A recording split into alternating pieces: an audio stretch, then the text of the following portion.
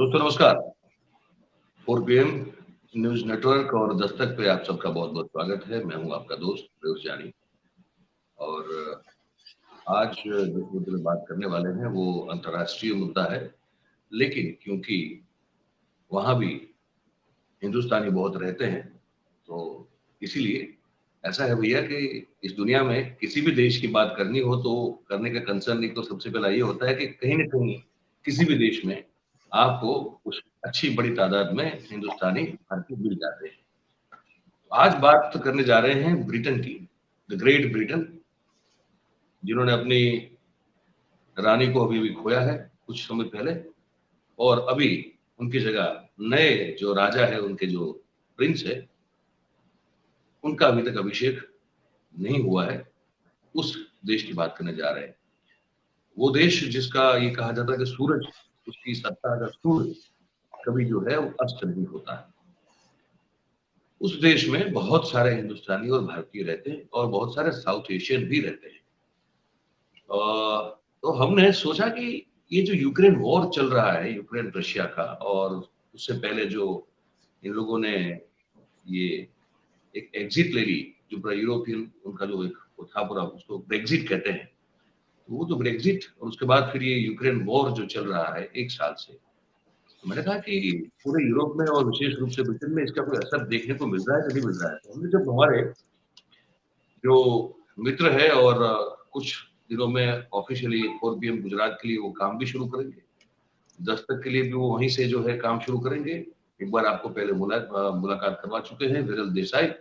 तो विरल देसाई से हमने सोचा कि पूछ ले, उन्होंने हमसे बात हुई थी कुछ दिन पहले, तो हमने कहा था थोड़ा तो इस पूरी बात को जो हम करने जा रहे हैं उसका पूरा रिसर्च कर लीजिए और फिर उस मुद्दे पे हम जो है बात कर पाए, ताकि तथ्य जो है वो दर्शकों के समक्ष प्रस्तुत किए जा सके।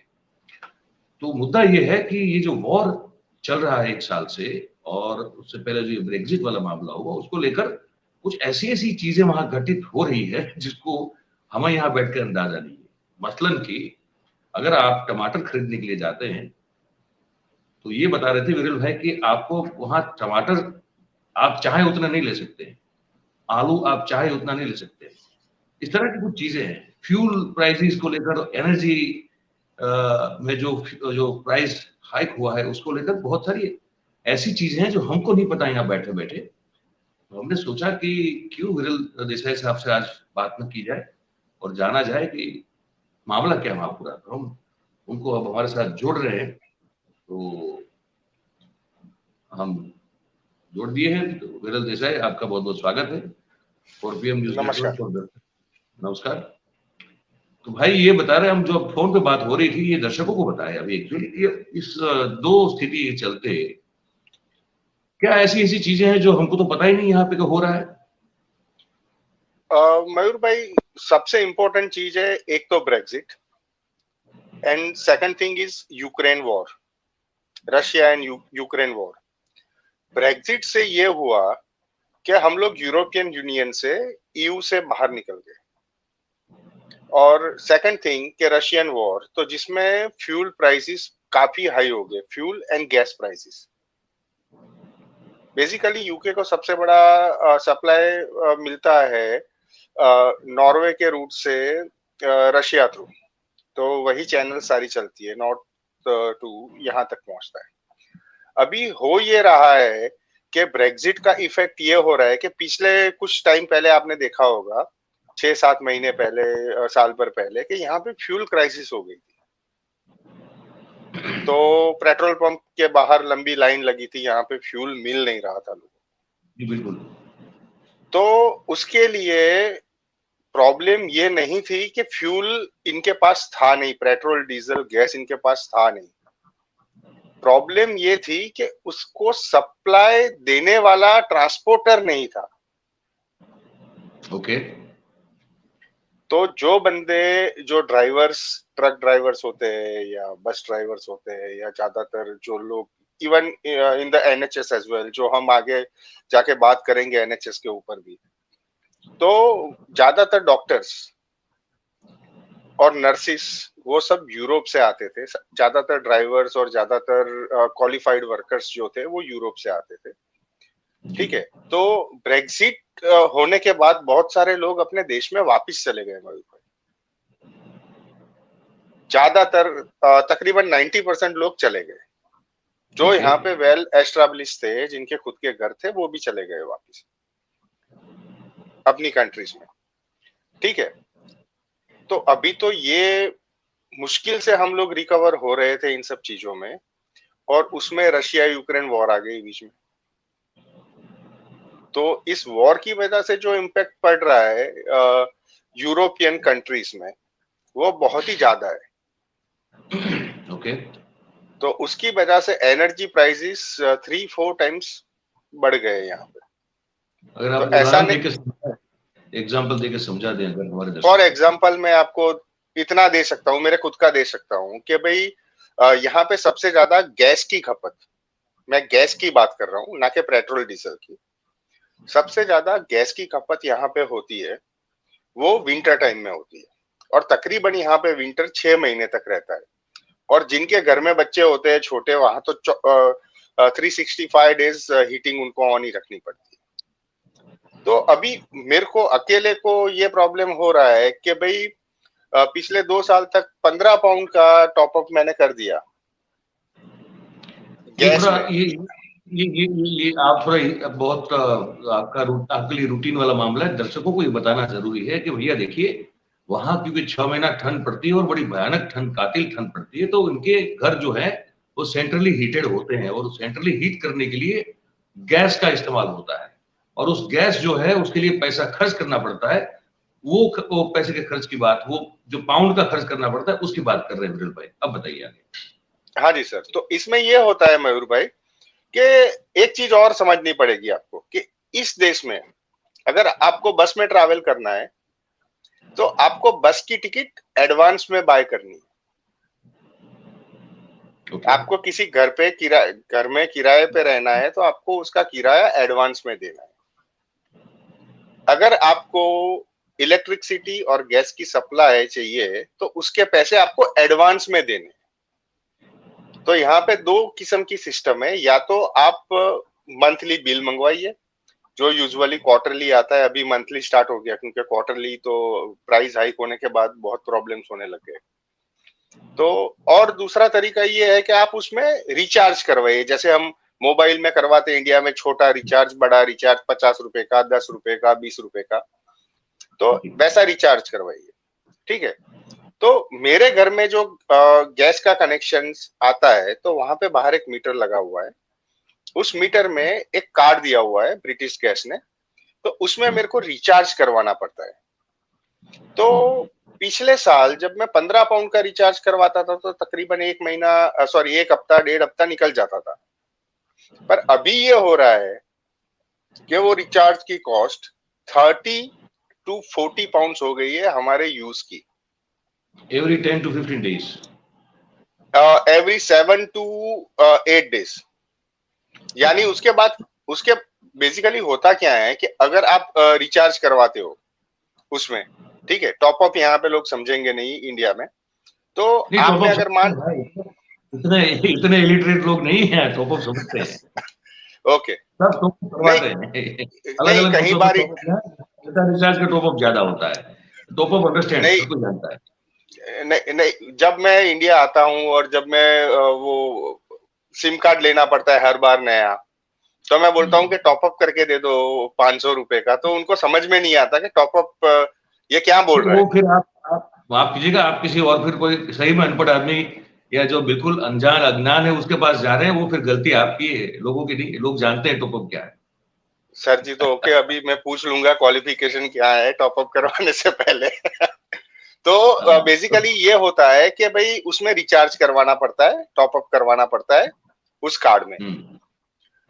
और अगर मान लीजिए कि आपने 50 पाउंड का रिचार्ज करवाया, टॉपअप करवाया, तो वो 50 पाउंड में से 40 पाउंड ही आपको यूज करने के लिए मिलेंगे। 10 पाउंड आपके जाएंगे या 5 पाउंड आपके जाएंगे, यानी depends on the recharge amount. अगर छोटा रिचार्ज करवाया है तो 5 पाउंड जाएगा, बड़ा रिचार्ज करवाया है तो 10 पाउंड जाएगा। तो होता ये है कि वो 10 पाउंड आपके इमरजेंसी के लिए वो लोग रख लेते, हाँ वो ठीक है, समझ गया मैं।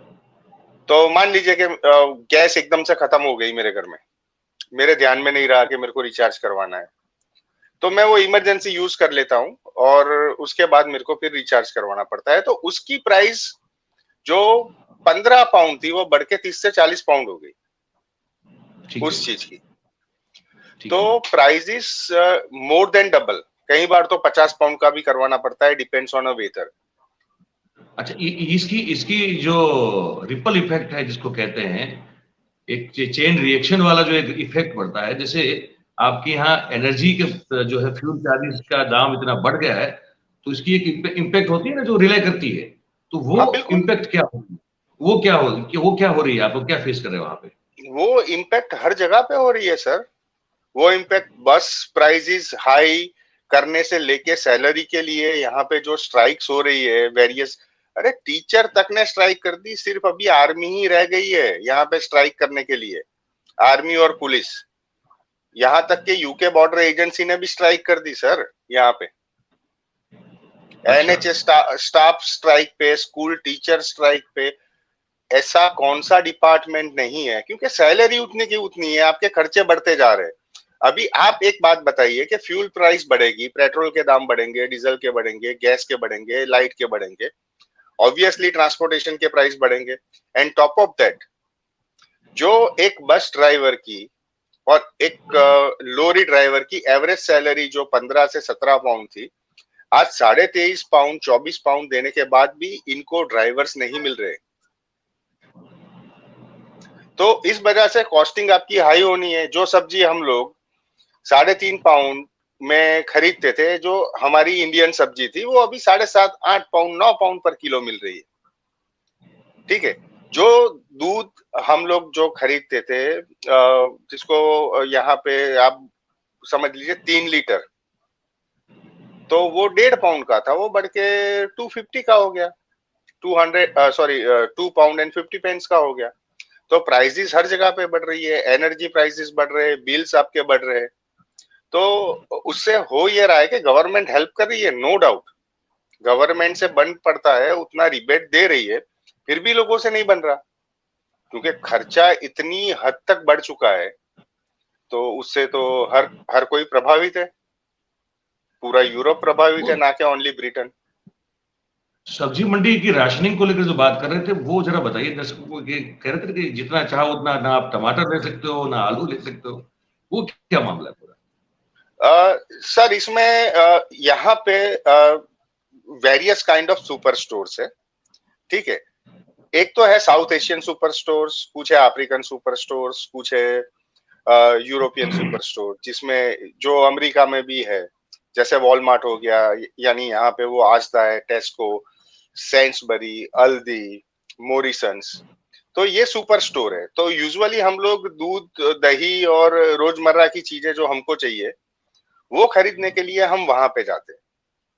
पर जो यहाँ के यूरोपियन लोग हैं, वो अपनी हर एक चीज उधर से ही खरीदते हैं, इंक्लूडिंग उनके जूते, कपड़े, हर चीज उधर से वो लोग बाय करते हैं, खाने पीने से लेके हर चीज।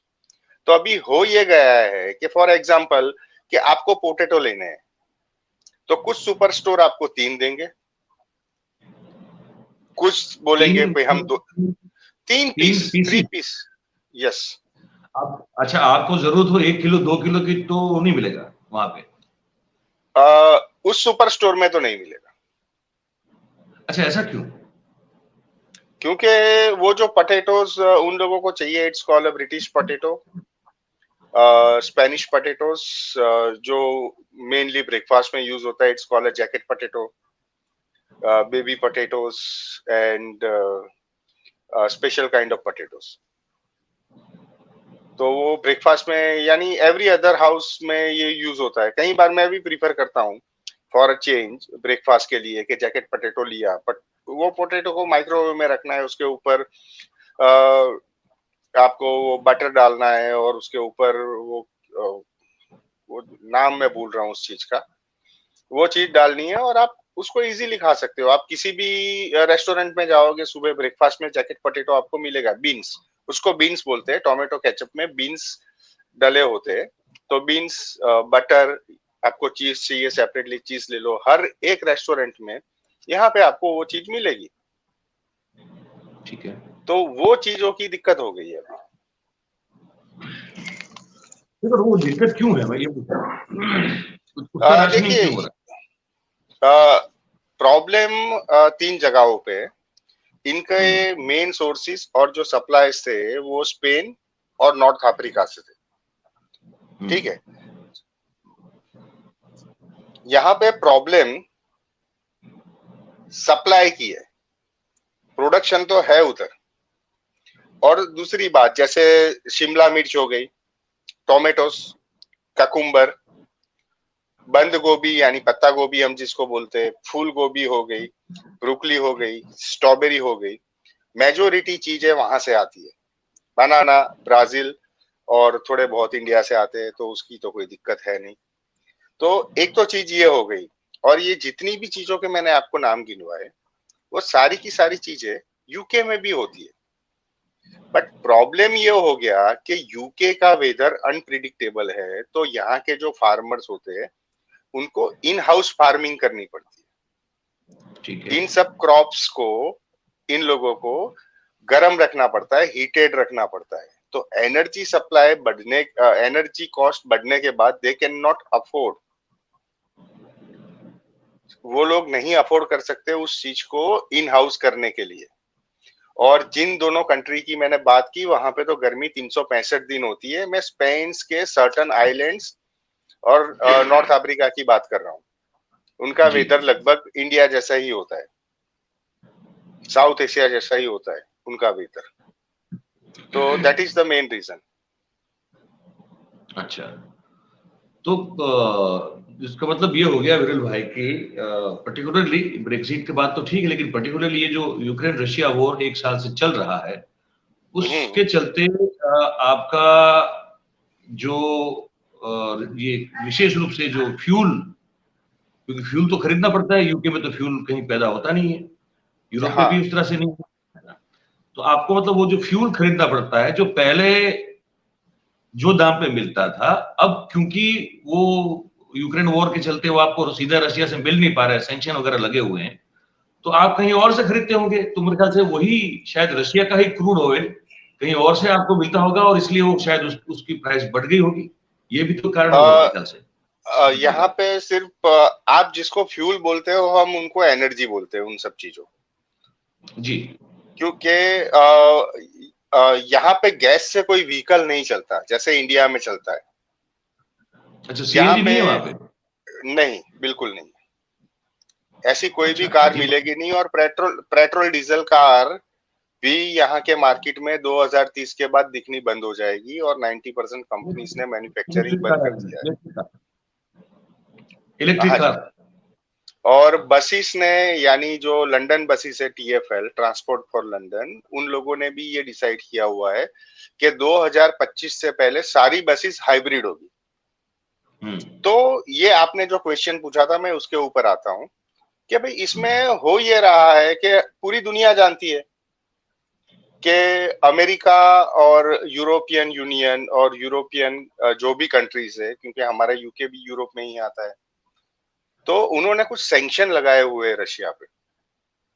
हाँ। तो उस सैंक्शन का सबसे ज्यादा बेनिफिट हो रहा है इंडिया को। इंडिया सस्ते रेट में फ्यूल वहां से दबा के बाय कर रहा है। और 2-3 बार आवाज भी उठी थी, पर हमारे देश ने सुनी नहीं थी उस टाइम पे। और हमारे विदेश मंत्रालय ने यहाँ तक कह दिया था कि भाई हम हमारा काम कर रहे हैं, आप लोग अपना काम कीजिए, ठीक है, हम आपकी इंटरनल चीजों में दखल नहीं देते, तो आप हमारी चीजों में मत दीजिए। ठीक तो है। अभी अभी मयूर भाई, आप मेरे को एक साड़ी, आप यहाँ पे कोई साड़ी का एक व्यापारी है, ठीक है, वो साड़ी इंडिया से बाय करके यूके में लाता है और यूके में वो बेचता है अपने शोरूम में। और वही साड़ी मैं अगर अपनी माँ को गिफ्ट करता हूँ तो वो साड़ी की कॉस्टिंग क्या हो जाएगी, आप जरा सोचिए तो सही इस चीज के ऊपर। मुझे कोई आइडिया नहीं है कि क्या हो जाएगी, आप ही बता दे। क्योंकि यहाँ तो नहीं साड़ियाँ 150 रुपए 1,50,000 तक की मिलती है, पता नहीं कौन सी साड़ी की बात हो रही है। अरे पर सर, आप 150 रुपए रेट की तो ही बढ़ता साड़ी है। पकड़ लीजिए ना। अच्छा। ये 150 रुपए की साड़ी हम्म। तकरीबन 9,000 किलोमीटर का सफर तय करके यूके की एक शॉप में आएगी। ठीक हम्म। है, तो उसका हम्म। ट्रांसपोर्टेशन कॉस्ट लगा। हाँ बिल्कुल लगा, जो टैक्सीज फिर वगैरह लगते हैं, जो वगैरह लगती है, वो भी लगी। हाँ, जो भी टैक्सीज और जो भी वीएटीज पे करने हैं वो लगे। टॉप ऑफ दैट ठीक। जो बंदा शोरूम खोल के बैठा है उसकी कॉस्टिंग लगी। उसका अपना अपना खर्चा है, वो निकालेगा उसमें से, फिर मुनाफा भी उसके जोड़ेगा ऊपर उसमें। हाँ, तो फिर अभी आप अंदाजा लगाइए कि वो 150 रुपए की साड़ी आपको बस कम से फिर कम 1500 5,000 रुपए में, 5,000 रुपये की पांच हो हजार रुपए जाएगी। में, हाँ 5,000 रुपए की हो जाएगी। ओके। तो बस यही है सिनारियो में, एकदम सिंपल लैंग्वेज में आपको समझाना चाहूँ तो। वही हाल आपको जो है एनर्जी का है वहां पे, मतलब ये कह रहे हैं उसी उसी तरह हाँ का, जिस एनर्जी, तरह के, हाँ उस तरह का हाल ये प्राइसेस को लेकर एनर्जी का है, जो आप वहां भुगत रहे हैं। हाँ चलिए, आप कह रहे थे वो नेशनल हेल्थ सर्विस के लोग जो है वो वहां मिल नहीं रहे हैं, जो ब्रिटेन की नेशनल बेसिकली हेल्थ। उसके ऊपर हम एक पूरा कार्यक्रम करेंगे मयूर भाई, बिकॉज ऑफ ये छोटे में उसकी व्याख्या करना थोड़ा सा बड़ी नामुमकिन समस्या, है। बड़ी सॉरी, समस्या है वो बहुत, वो मतलब इतनी बड़ी समस्या है जो से कर सकते हैं। उसके ऊपर हम 3-4 घंटे का प्रोग्राम कर सकते हैं, वेरियस अच्छा अच्छा, सीरीज ओके। चला सकते हैं। और उसके ओके। ऊपर साउथ एशिया और दुनिया के बहुत सारे, और आपने देख ही लिया होगा कि कितने अभी care worker visa, special category visa India से इश्यू हो रहे हैं। ओके। हम्म। तो समझ गया। वो तो बहुत बड़ा इश्यू है एनएचएस का तो। नहीं, कुछ आपने रेवलेशन किया आज हमारे दर्शकों को, जो आमतौर पर उतनी पैनी नजर नहीं रखते हैं कि यूरोप और ब्रिटेन में क्या हो रहा है, जो हमारे आम दर्शक हैं, मतलब मैं कोई अच्छा, उन लोगों हाँ को उनको मेंशन कर मैं, रहा हूँ जो स्कॉलर है, जिनका काम ही ये सब पर ध्यान रखना है। ऐसे लोग तो बहुत कम होते हैं, पर आम दर्शक जिनको एक जानकारी के तौर पर ये मेरे ख्याल से एक नई और अच्छी एक जानकारी है कि अभी इस वक्त वहां इस युद्ध को लेकर और ब्रेक्सिट को लेकर क्या हालात है। आप कह रहे इतने सारे वहां पे स्ट्राइक्स अलग अलग चल रहे हैं, आप कह रहे हैं दाम का जो रेट है उसमें इतना ये एक इन्फ्लेशन हो चुका है, और कारण भी जो है आपने विरल भाई उसका बड़ी अच्छी तरीके से हमारे दर्शकों को बताया। तो एनएचएस पर आप जो है तैयारी कीजिए, इस पर फिर अलग से कार्यक्रम करते हैं हम। मैं आपको दो और ही पॉइंट एनएचएस पे, आपको जो मेन है अभी का जो ब्रेकिंग है कि एनएचएस की वो अपकमिंग, वो ये मुझे सुन लगता है लीजिए, वो उसमें कवर हो जाएगा। हाँ हाँ अच्छा हाँ ओके, हाँ, वो उसमें कवर मेरे हो ख्याल से जाएगा। हाँ हाँ it's not a big news. Junior हाँ। डॉक्टर्स ने यहाँ पे स्ट्राइक करने का अनाउंसमेंट किया था, तो उन्होंने उनकी पे हाइक मान ली है हम्म। कि भाई आप स्ट्राइक वेतन पे मत वृद्धि। जाओ। हाँ, हम्म। और इमरजेंसी सर्विसेज ने जो स्ट्राइक एक बार वो कर चुके थे, तो आर्मी को उतरना पड़ा था इमरजेंसी सर्विसेज को रिकवर करने के लिए। तो उनकी भी मांग उन लोगों ने मान ली है टाइम भी, कि भाई आप अच्छा। स्ट्राइक मत करो, एट द मोमेंट हम इतना दे रहे हैं आपको। तो वो ठीक है। सब हम डिटेल में हम जाएंगे उसके ऊपर। बिल्कुल बिल्कुल बिल्कुल। चलिए, तो आज संडे है भाई, आप सपरिवार नहीं, और दो तीन आराम चीजें कीजिए। भी हमको इसके ऊपर बात करनी है मयूर भाई, if you have a time. करेंगे, लेकिन आज करनी है इसी, आपको कुछ ऐसी चीज हाँ जो अभी इस, आप बताना यस यस, इसी चाहें। हाँ टॉपिक पे। बिल्कुल बताइए, बिल्कुल। अभी अभी मैं आपको एक चीज बताता हूँ कि मेरी कल एक एशियन सुपर स्टोर में बात हुई थी कि जिनका यही काम है। ठीक है, हम्म। तो वो फूड हम्म। सप्लाई करते हैं, फूड चेन्स उनकी है वेरियस सिटीज में, और इवन लंदन ओके। में भी 5-7 उनके बड़े बड़े स्टोर्स है। तो ऑन द रिकॉर्ड कल उनके मैनेजर ने बोला था कि जिसको भी जितना भी सामान चाहिए वो इधर से आके बाय कर सकता है, हमारे पास पूरी सप्लाई है। In okay. सारी चीजों की पूरी सप्लाई हमारे पास अवेलेबल है। पर वो साउथ एशियन कंट्रीज से आया हुआ सप्लाई है पूरा। नहीं, वो भी जो सप्लाई है वो स्पेन और अफ्रीका के वेरियस पार्ट्स, यानी आप यहाँ पे सब्जी लेने जाएंगे मयूर भाई, तो आप जैसे हम इंडिया में पोटेटो लेने जाते हैं, हम्म। तो आप जाके ये बोलते हो भाई 2 किलो पोटेटो दे दो, हम्म। 2 किलो ओनियन दे दो।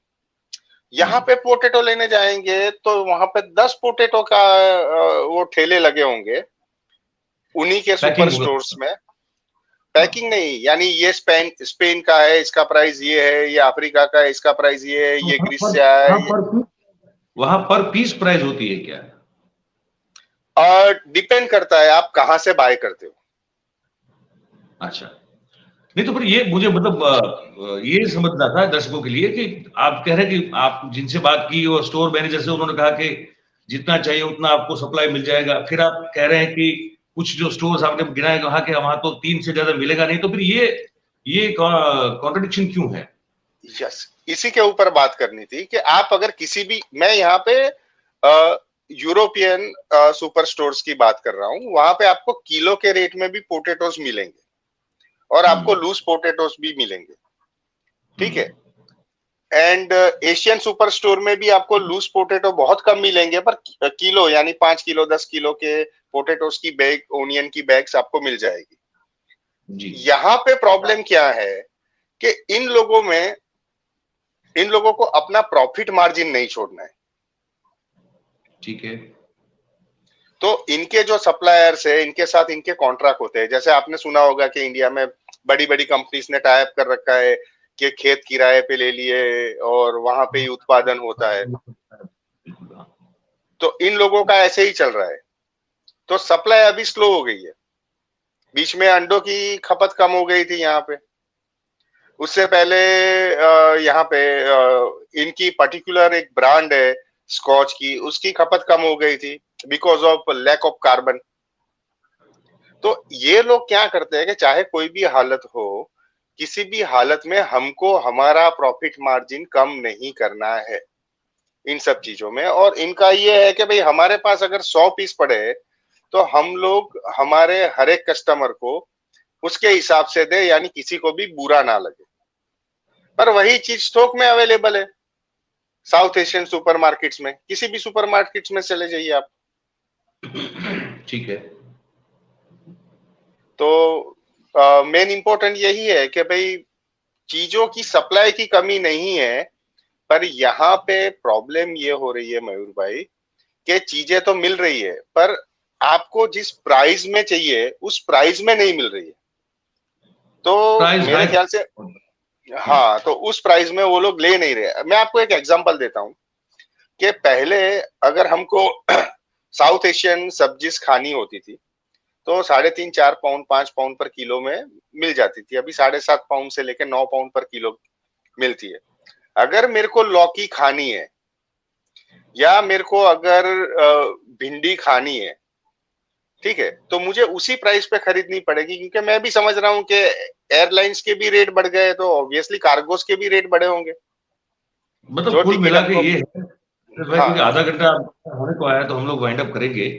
मुझे लगता है कि कुल मिला के आप कह रहे हैं वो ये है कि इस युद्ध की असर जो है वो बड़ी महंगाई में वृद्धि को लेकर हुई है और हर चीज जो है अपेक्षा से, इनकी अपेक्षा से बहुत ज्यादा महंगी हो चुकी है। और इसीलिए आप कह रहे हैं कि अलग अलग सरकारी महकमे के लोग हैं वो भी स्ट्राइक पे जा रहे हैं, क्योंकि उनको जो तनख्वाह मिल रही है उसमें उनका काम, उनका घर चलाना मुश्किल हो रहा है, पूरा नहीं कर पा रहे हैं। और यही असर जो है आप जो कह रहे हैं कि आपको एनर्जी मतलब फ्यूल प्राइसेस में भी आपको देखने को मिल रही है। तो कुल मिला के ब्रिटेन जो है परेशान है, एक तरह से कहें कि महंगाई को लेकर, जो इस युद्ध का बहुत बड़ा परिणाम है और आप लोगों को भुगतना वहां पे पड़ रहा है। तो एक छोटी छोटी बातें भी छोटी है लेकिन वो परेशान बहुत करती है, जैसे आप सब बता रहे थे, ये आम आम बहुत बड़ा की बात है, ये परेशान कर देती है लोगों को। एक चीज मैं ऐड कर दूं, सिर्फ ब्रिटेन परेशान नहीं है, पूरा यूरोपियन यूनियन परेशान है इन सब चीजों। बिल्कुल बिल्कुल बिल्कुल। तो ये था। तो भाई विरोध भाई, और आप एनएचएस पे फिर वो जो है डेटा इकट्ठा कर लीजिए, इस पर भी बात करेंगे। तो नेशनल हेल्थ सर्विस वाला मामला वहां पे क्या चल रहा है उस पर भी हम पूरा कार्यक्रम करेंगे, ठीक है। आपने वक्त निकाला भाई, हम हाँ जी, हो सके तो ग्राफिक्स के साथ अगर कर सके तो भैया ग्राफिक के साथ अभी थोड़ा मुश्किल है, पर कभी वो भी करेंगे। अभी तो इस वक्त जो अभी कर रहे हैं वो यही है कि आप बताएंगे, हम आपसे सवाल पूछेंगे और दर्शक जो है हमारी बातों को सुनते सुनते चीजों को समझने की कोशिश करेंगे। तो फिलहाल तो अभी यही है। पर जब कभी आगे बन पाएगा तो ग्राफिक्स भी जो है इसमें इस्तेमाल बिल्कुल करेंगे, लेकिन फिर हालांकि मुश्किल है, वो भी पॉसिबल नहीं है। तो यही है। तो चलिए भाई, बहुत बहुत शुक्रिया, आपने समय निकाला, और मिलते रहेंगे, हम लोग बातचीत करते रहेंगे। तो दोस्तों,